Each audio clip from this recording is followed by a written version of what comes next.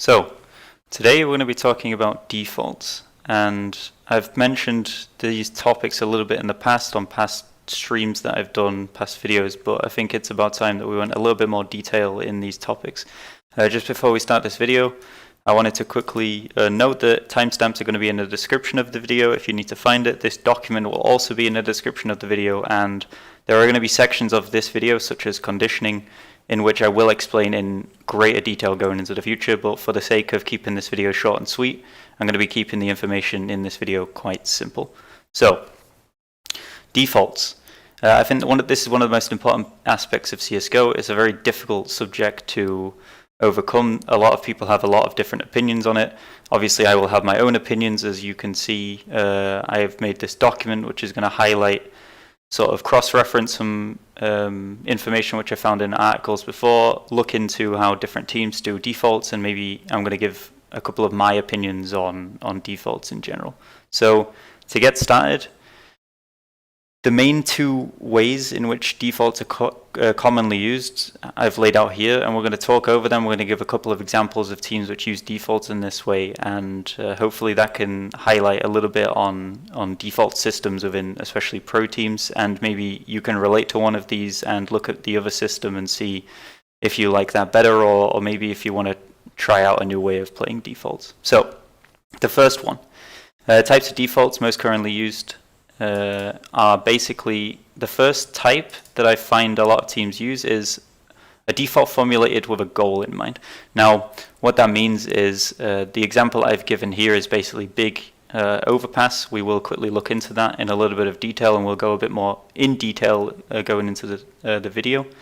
But it typically follows a set system, and that does not mean that the default's going to have a one way of playing, and that's that. It just means that generally you're going to have a set goal, something which is predetermined before the game, and that's the goal you're going to aim for.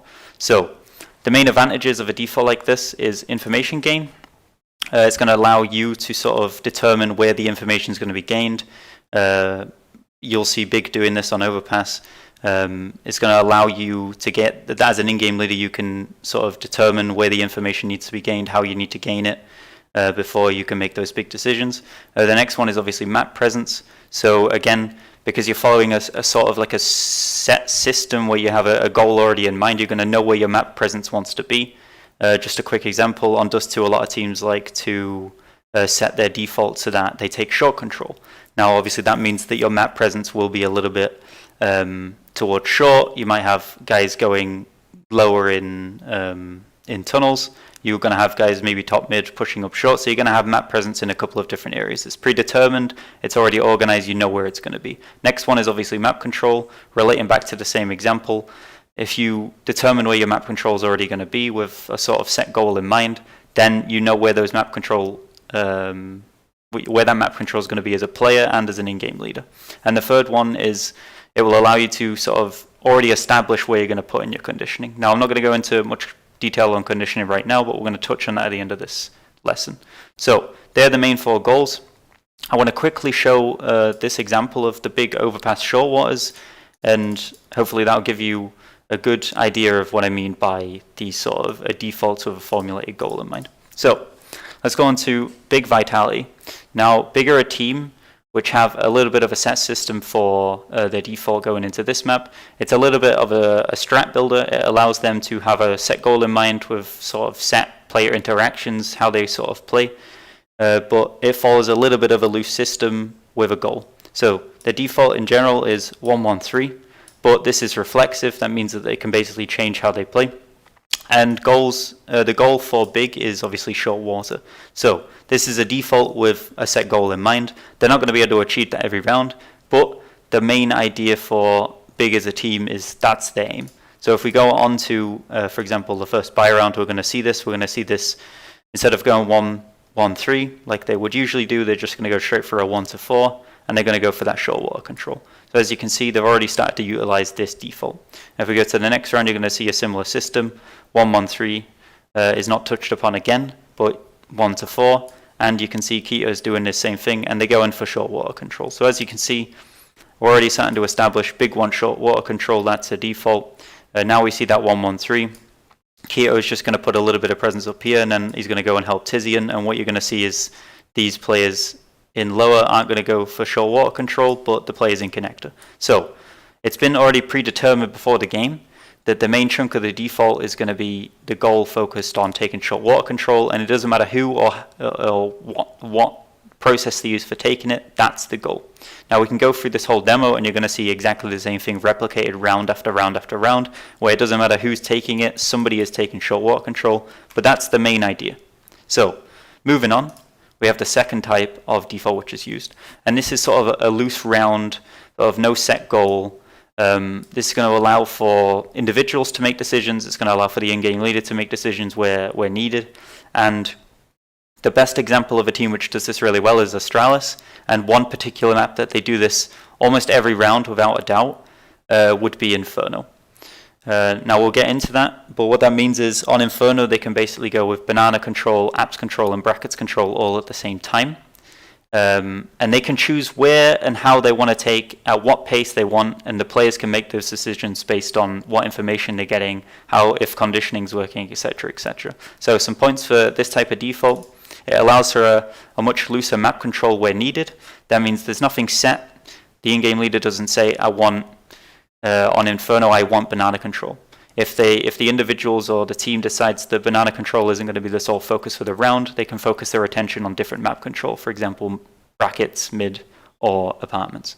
The next one would be channeling reactions between players.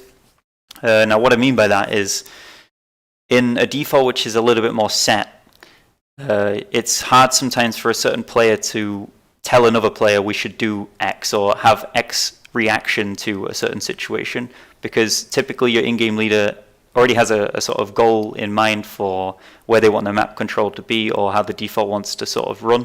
So overriding that every single round is going to obviously not allow the in-game leader to have the round function the way it wants. Now with a more loose sort of style, it allows the in-game leader to sort of have a back seat and let the players deal with the reactions how they want. If, for example, Astralis on banana, if they feel like they can't take it, they might put pressure on Zipnix to take apps control. We will see maybe an example of this when we look over the demo in a couple of seconds, but that's the main thing. They're able to channel their reactions to certain players, to certain positions at a very quick pace. The next one is allowing players to think about conditioning from the information. So when it's more set, it's a little bit harder to sort of get your bit of conditioning in. Whereas when it's a little bit more loose, you can gain information of where players are playing, where enemies are taking map control on the CT side, how they're sort of holding, and you can channel the way that you think about conditioning those players to not play those positions, for example, as an individual. You can think about how you can use your information as a player to say, I think we should condition X or Y. And the next one is less reliance on specific map control. So, as I said, when it's set, your in-game leader might have in mind, or the team might have in mind, let's take X control, and when this doesn't go the way of your team, the T side, it can be a little bit more difficult for the in-game leader to make decisions. So when there's less reliance on specific map control, it allows for the team to make better decisions based on what you have. So, example, Astralis. Now Astralis are phenomenal at playing Inferno. The example I'll give is Astralis G2 here. What they do is, for a basic explanation, they have a 2-on-2 system. So 2 second mid, 1 sort of mid, it can be 2, and 2 banana. Now, you're never going to see the same players in all these positions at the same time. So for example, the 2 banana, it's usually Magisk will be the sole banana player, and he'll have some form of support in the form of glaive or device. Now mid will usually be either glaive or device with Dupree. So you have a mix of potentially 3 different players. And for second mid, it's typically going to be the main focus player will be Zipnix, and he'll usually be joined by Dupree. So again, you have these sort of loose systems where players are sort of dedicated to a certain position, and then they can take and choose what players they need depending on what they have. So as I mentioned, the goal for Astralis isn't necessarily just banana, or it isn't necessarily just mid or just apps. It's whatever the round gives them. So for example, if we were to go on to, let's say, the first sort of buy round, we're going to see a slow approach to banana where Magisk doesn't take any risk going straight into it. you're going to see a big grouping towards mid here, and Xypnix is just holding passive and seeing what info they give him. So they're on a bit of a hold, and then at a certain point, Magisk is going to decide it's time to take banana control, in which he pushes and is joined by his support players. And he can push the team however he likes. Now, as you can see, with Astralis, they're very quick at reacting, which means because Xypnix hasn't seen anything second mid, Dupree hasn't seen anything mid, and they've just taken banana control, they're starting to take banana control with basically no sight of a CT in mind when they did an aggressive take, then it might have been Magisk's call that they now go banana as a whole team and try and take the B site. So as you can see, Xypnix has already rotated around, Dupree's in a position to easily run up banana, and within a couple seconds of the round start off a default, Astralis are able to make a decision based on the information they have that maybe it's time to send the whole team up towards B. And if we go on to every single round, we'll see a similar thing. So going in, you see Glaive is now the prime member with Magisk more back, and he's being supported by Device. So as you can see, there's a bit of a complete swap in how the system would be. The entry frag is at the back. The AWPer is now supporting the in-game leader being pushed forward. And as this round goes on, they see that they're having troubles with banana. So, they are able to get banana control a little bit later on into the round, and the players are then ready to instantly react by going banana, and then they decide to come straight back and go for mid control. So it's very loose. They're able to go wherever they're needed. Players are able to make decisions based on what info they have, what map control they have, and they're able to easily move around the map. So as you can see, once they took banana control, once the enemy showed that they were going to do a retake, everyone basically left instantly, and all players in this area started moving forward. So it's a more of a loose system. They're able to take where they need, how they need it. Players are able to communicate that forward. Magisk is able to say, I need more players, I need less players. I think we should leave banana, I think we should gain banana.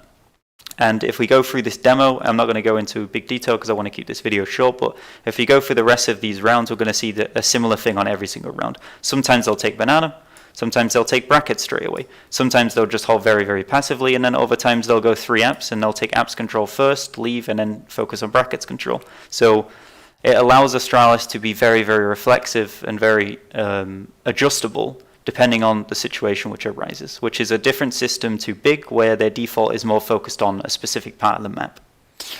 So those are the main things that I wanted to touch on for the types of defaults which I've commonly seen being used by teams. A lot of main teams, a lot of advanced, even some MDL teams will use a mixture of one of these or potentially both. It depends what map. There's obviously lots and lots of different situations, what in-game leaders like, what players like, etc., etc. So if we look at the points from these two demos, the overpass demo from Big is a 113 adaptive. That means they're able to adapt to the situation where required. If the guy up towards A needs help, he'll pull players. If the guy in connector needs help, he'll pull players. If the guy, if Xantara is down on B, as an entry feels like he needs more players, he'll pull more players towards him. So it allows them to focus on their goals. Short water control, they have a goal in mind. The next thing is B-site conditioning. This is going to allow them to, because their goal is basically short water, they're going to focus then on conditioning the players. So if we go back to this demo, we go back to Big, what we can see is they're going to focus on conditioning this player away, and they're going to focus on conditioning this player away. So these two positions, after they've taken short water control and sort of shown that that's what they want to take as a default to the opponents, they want to then convince these players not to play in those positions. So just a general overview of what I mean by conditioning is a tactic that professional teams employ where you convince the opponent to play in a different way to how they want to play. So that's what I call conditioning. So if you don't want to play barrels, you might employ a couple of different utility tactics in order to remove that player or make them think, I don't want to play there anymore. And as I can quickly show you, this is a tactic that Big like to use on the T side. If we have a look at basically the utility usage that they use for the barrel area, for the first few rounds, they focus heavy attention on the barrels. And what it's going to do is it's going to convince RPK, I don't want to play barrels anymore. So if we basically have a quick look at this and we run through it, they're using their default to employ their goal of short, and then their next goal, their secondary goals will then be conditioning. So if we look in these two positions, we go to this one, they're first going to start with, they molly barrels on this round, they get a kill on RPK. So that's the first step. They've shown him that he's not safe to play there without a molly hitting him. So RPK's next goal would be smoke the molly. So if we go to the next round, we should hopefully see that, where we see a molly come in, and RPK instantly smokes it. So again, the conditioning isn't really working exactly from Big because RPK can just smoke the molly. So the next logical step for Big is they've heard the smoke go off, and they're going to instantly nade it. So off a default, their main goal is for short control, and their secondary goals are conditioning. So they're conditioning this area to make it not playable. And RPK, after a few rounds, is going to learn that Big aren't interested in him being able to stay there, so he's going to stop playing there. And obviously, if we go further into this default and we look at certain other positions, like, for example, boost, Big are going to notice that there's a guy who likes to jump boost, and they're going to triple nade it on 2 different occasions, almost a few rounds between. And that's going to tell the Big players, don't play in this location right here, and don't play in this location, which means there's going to be less areas where Big have to deal with when entering that site. So the next one, points of contact for A. Again, when Keto plays A, Keto basically comes up on the default, does a couple of different flashbangs, and sort of shows his presence to make it seem that there's points of contact. Now, what I mean by points of contact is if you're a single player and you're not doing anything, then there's these 3 areas which you could potentially be showing contact. And that means the mid players are going to have to be aware of here, here, and here. So Keto makes his presence very, very big and shows the opponents with simple uses of flashbangs that he could potentially be in any 3 of these locations. So that's Big's main goal, Big's goal for the default, and they achieve this really, really well. So they apply conditioning off their original goal of short water control, then they apply the conditioning to the B site, and they show their points of contact. So that's really, really simple from Big, but it allows for a very, very effective default. Now, on the flip side of that is the Astralis type of default, where it's focused on general map control where applicable. So if they need it banana, then they take banana. If they need it mid, then they take it mid. And if they need it apps, then they take apps. And what that allows them to do is, instead of focusing on conditioning off their main goal, they can focus on conditioning wherever it applies. So for example, if there's guys being hyper aggressive top banana, then Astralis will focus on mollying. If we quickly go on to Inferno, they'll focus on mollying this section right here and potentially double nading here.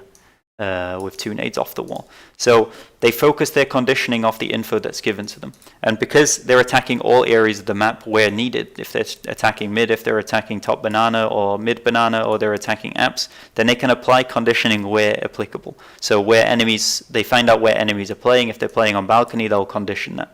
They'll do the lurk smoke, for example. If there's enemies playing here on the short or on long, then they'll condition that with using a smoke long and a molly short to single out this player. So Astralis are able to focus their conditioning as and where they need it, rather than off a specific goal in mind.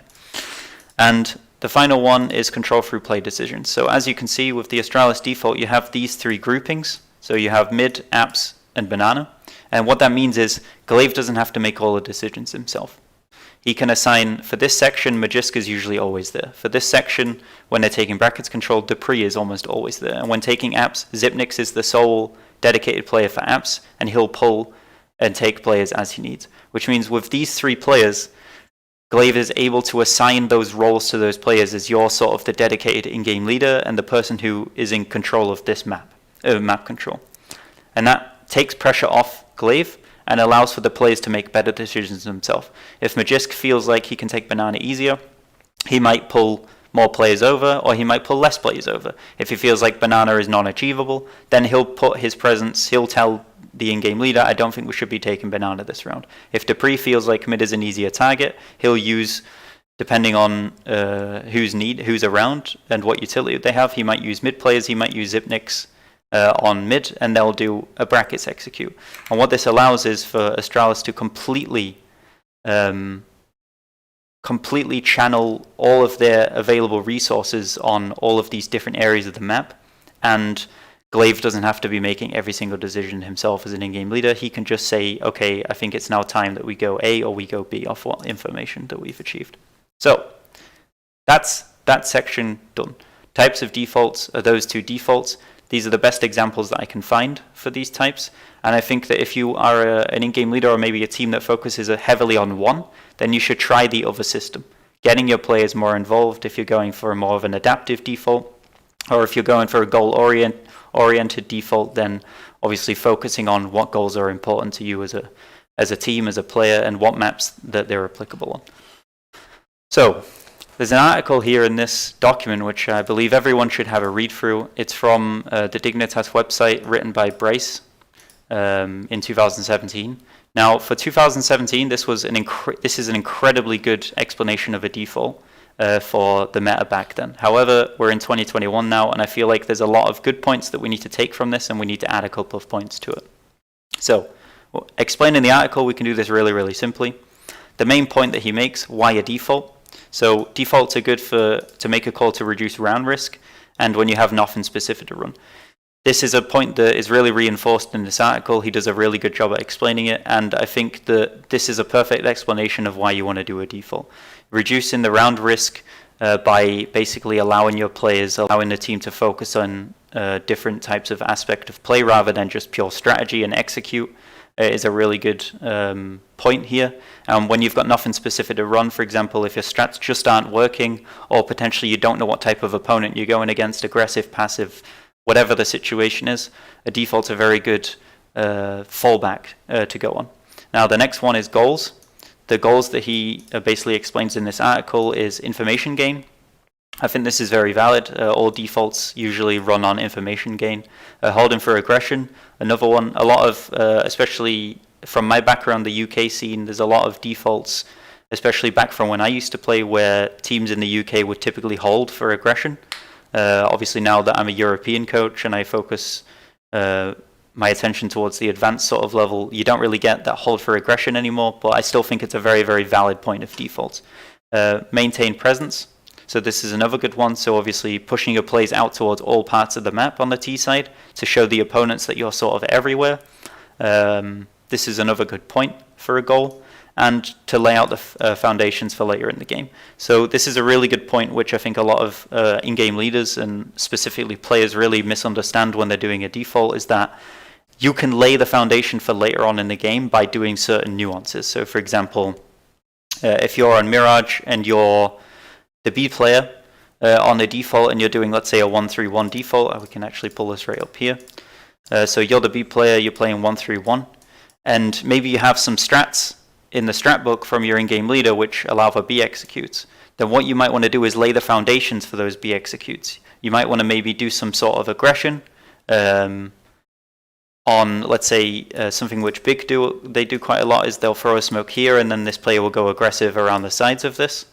And what that could do is potentially lay up for a future strat. So you could maybe do this a couple times, get both the short player and the dedicated apps anchor player sort of fixed onto this smoke and the possibility that he can be attacked with this, and then you can set that up for a strat later on into the game. Obviously not the best example, but it's more about laying that foundation work as an individual for later strats, and you can communicate this forward as a certain player in a certain position with your in-game leader. What strats do we have? How do I lay the foundation with a default for those strats? So that's a really good example from this article. I really, really like that. He does a good job at explaining that as well. And the general pointers, so using the info gathered and utility available to make late round calls. That's exactly what a default is. So it allows the in-game leader to make the calls where needed, or potentially also the players. If players have certain information, then they can communicate, I think we should do X, and the in-game leader can confirm that. That the defaults vary from map to map. Again, very, very, very, very valid. There's no one default fits all system for every single map. Every map's different, and I will get onto that a little bit later. And can be played anyway from hyper-aggressive to hyper-passive.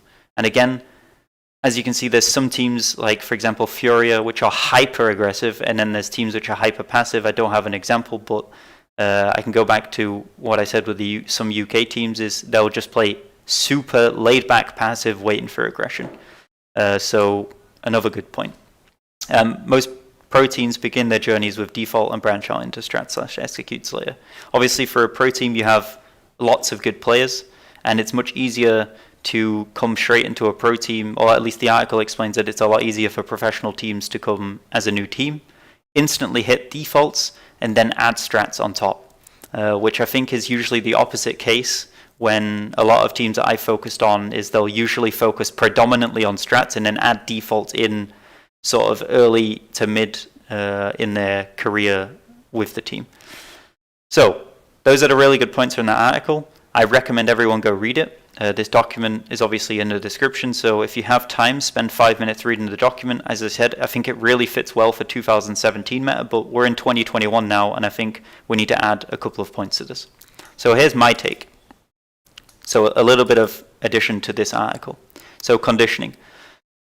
I mentioned conditioning before, and I think defaults are sort of the perfect tool for conditioning. Now, as I said, conditioning is about making the opponents play how you either want them to play or making them play different to how they want to play. So defaults are a great tool for conditioning your opponents to play in a certain way.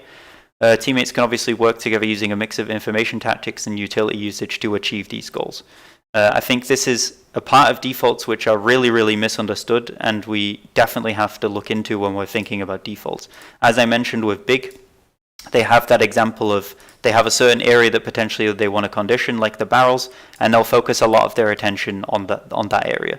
A lot of pro teams nowadays do things like triple or maybe double nading, and this is the same tactic. For example, a lot of teams on the CT side, they like to come straight from spawn, and if they want to go to sandwich, they'll jump over this center bomb site. There's teams like Dignitas, for example, that will, at the beginning of their T side, they'll run 3 plays in the main, and they'll triple nade this section right here. And what that's going to do is going to condition those players who like to jump over that bomb site to maybe don't jump over the bomb site because you could potentially be triple naded. So it's making the opponents aware on a default that these are the conditioning tactics that we're going to employ as a terrorist side, so don't play the way that you want to play. So this player might, instead of going over the bomb train, he might have to take the longer route, which would then allow your AWPer to aim down this line and potentially get a kill. And this is the advantage of using conditioning on a default. I think it's something which is completely overlooked by teams. Almost in any scenario you can apply conditioning as a player, and I think as a player it's very important to assist with the round by applying conditioning. I'm going to make a whole video on that at some point, so obviously stay tuned for that. If you want to see that, then maybe subscribe. You can follow me on Twitter and I will keep you updated on when that video is coming. So the next thing is obviously strat setup. So this is what I mentioned before, whereas laying out the foundations for later in the game. So this is really good for individuals. So for example, as I mentioned on Mirage, setting up an execute for B site. For other maps, for example, let's say for Train, if you're the Ivy player and your team has some form of maybe B split execute where you attack here and maybe backlines at the same time, then as the Ivy player, it might be in your interest to sort of work a way to lay out those strats for later on in the round. Just on the default, for example, smoking the right side of first line from Ivy, and then that would mean that if you employ that exact same smoke into a strat later on, the enemies might be nonetheless wiser and just think that you're just doing a standard default when in reality you're doing a full execute. So that's one addition I would definitely add, is strat setup. I think as a player you need to be thinking about these tactics. How do you set up strats for the future off a default? The next one is player development. So defaults are an easy system to develop players. I've noticed this as a coach. It's very, very difficult to develop a player with strategy. And obviously I've put here that learning how to properly use a default is a hard skill for a player. This is 100% the truth. It's very, very difficult to learn a good default and learn how to properly use a default. And obviously strats are much easier to just copy and paste. And what I mean by that is, let's say you're an in-game leader, you find a strat from, let's say, Astralis, and you just simply copy paste that. That means your players are going to have to learn exactly what happened in that round, how it happened. Astralis might not have even done a strat that round. It might have just simply been a default that they made look like a strat because of the info that they used, the players communicating what utility they want, the entry saying how they're going to entry the site, etc., using a bunch of communication skills, and you have misinterpreted that as a strat, then that means your players aren't getting the valuable information from that strategy, and instead they're just copy pasting what they've seen, learning the smoke lineup, learning how the entry enters the site for whatever particular reason, learning what flashes, and they're learning the utility aspect and sort of the way that they maybe perform an entry or the way they support, but they're not actually learning the communication skills that come along with that. What information they need to relay forward to their entries, what the entries need to be asking their supports, for example, what information they've had on where enemies play. And I think this is the best part of play development is a default. You can gain a lot of communication skills, a lot of information gain, information relay, mimic tactics, a lot of things that you can do from a coaching point of view and from an in-game leader. Is developing players through defaults is incredibly key, and it's really harmful when you just focus on strategy, because players don't learn; they're very, very good at copy pasting, and I think this is quite harmful for player development. Now the next one is IGL pressure relief. So assigning roles to the team to make it a team-based round. As I mentioned with Inferno, you could, for example, have this section controlled by a player, this section controlled by a player, and this section controlled by a player. And what that means is, as an in-game leader, you can focus on teaching those players when and how the right time to take those positions are, and if they feel like they can't take them, then communicating that to other players. So if the banana sort of in-game leader, so to say, feels like banana isn't worth it, then he would communicate forward to the mid player, I think we should be taking brackets instead. And that allows for a lot of pressure relief off the in-game leader and focuses more towards the players communicating and using their skills rather than the in-game leader micromanaging everyone. And that ties right directly into utilizing less micromanagement. So what that means is, as an in-game leader, it's very easy to get tied up in micromanagement, telling players where to go, how to do it, what they need to do in order to achieve it, etc., etc. So when you focus less on micromanagement as an in-game leader and you allow the players to develop the round themselves, then it allows you to just make the calls that are important. If your teammates say we should take mid on Inferno, take brackets control, then you can potentially just focus on getting yourself in a good position as an in-game leader and backing that up, telling players to rotate in where needed, etc., etc. At a final point, utilizing correct roles. So I did make a video a while back on roles. I need to update this video, but I will link it in the description of the video. And what that means is, obviously, this article doesn't talk really too much about communication within roles, but rather just roles as a general point. So where certain people play on what maps, etc., etc. Now, if you watch that roles video which I've made, what that means is, if you use a default, entries can practice using good communication to drive map control. So, for example, using their entry areas, entry points, asking for what flashes they want, what mollies, what smokes. If your team decide that they want to go mid, then entries could say, okay, I think a smoke here would be good because they typically have a long player, and like Astralis, like throwing a Molotov which lands here, which is really good at separating any player which is playing here and here. And entries can use that type of information where applicable and say, with their communication skills, I want this molly, I want this smoke, I want this flash for X reasons, and then they can perform a much better entry than with no communication and just set ideas. And then that obviously supports driving map control entries via communication. So as I mentioned, when your entries are the ones doing the driving with the comms at saying what utility they want, it's going to much better improve your defaults as a whole. And I think this is something which isn't really touched upon in this article right here. And I think this is something which every entry and support player needs to learn. They need to learn good communication and how they use that communication. So the main sort of maps where there's going to be heavy defaults, for example, is Inferno, Overpass, Dust 2, and Mirage. These types of maps are going to be incredibly heavy default reliant, and they're going to have strats built into them. So for Mirage, it might be connector control, it might be short control, or it could be more loose, where you're just looking for entries, for example, the A side player taking aggression, the B side player putting pressure on B to pull the mid rotate, the short player over towards B to allow mid pressure relief, etc. And the same with Dust. Mid control, short control, long control, all the same thing. And the maps which will focus more on strategy will obviously be train in the form of CT displacement and conditioning. Now what I mean by that is basically on train what you're typically going to have is you'll have a 4-1 setup Now that means when you go B as a team, you want only one player there preferably. So how do you do that? You use conditioning tactics, you use more strategy to make sure that 4 players are sort of putting their primary focus towards A.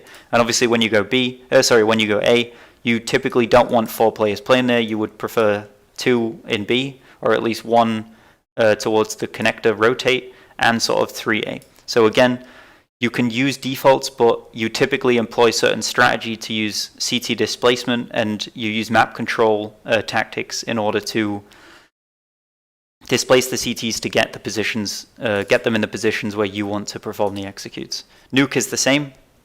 So you're utilizing the lower part of the map and CT displacement. So you'll see a lot on Nuke that you typically want, instead of all 5 players being in the top, where you'll typically have 1 to 2 floats. So you might have 1 float on the CT side. And what that means is if you go A, you don't want that float there, otherwise you're going to be against 3 players. If you go ramp, you don't want that float there because you're going to be against 2 players. And if you go outside, the same thing. You don't want that float there because you could be against 2 players. So you utilize the lower section of the map with strategy. For example, a lot of teams like smoking outside in certain positions, so that they can trick the opponents into rotating, and maybe a guy from ramp, a guy from vent, or a guy from outside under. You'll employ tactics in order to get 1 rotate under the map, or potentially even 2. And what that will allow you to do as a team is utilize CT displacement in order to pick the site in which you want to attack, or the map control you want to go for. If you want to go for ramp, you don't want 2 there, so you want to make sure that you employ tactic and strats to make sure there's only 1 player there when you go there. And the final one is Vertigo. Again, it's all about rotation control and strategy. So there's a lot of information that comes from a map like Vertigo.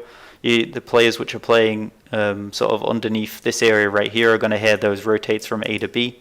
In this section right here, they're going to hear rotates from A to B and B to A. They're going to hear where the mid players are playing, if they're making noise, etc. So it's all about rotation control, using players in these positions under the map.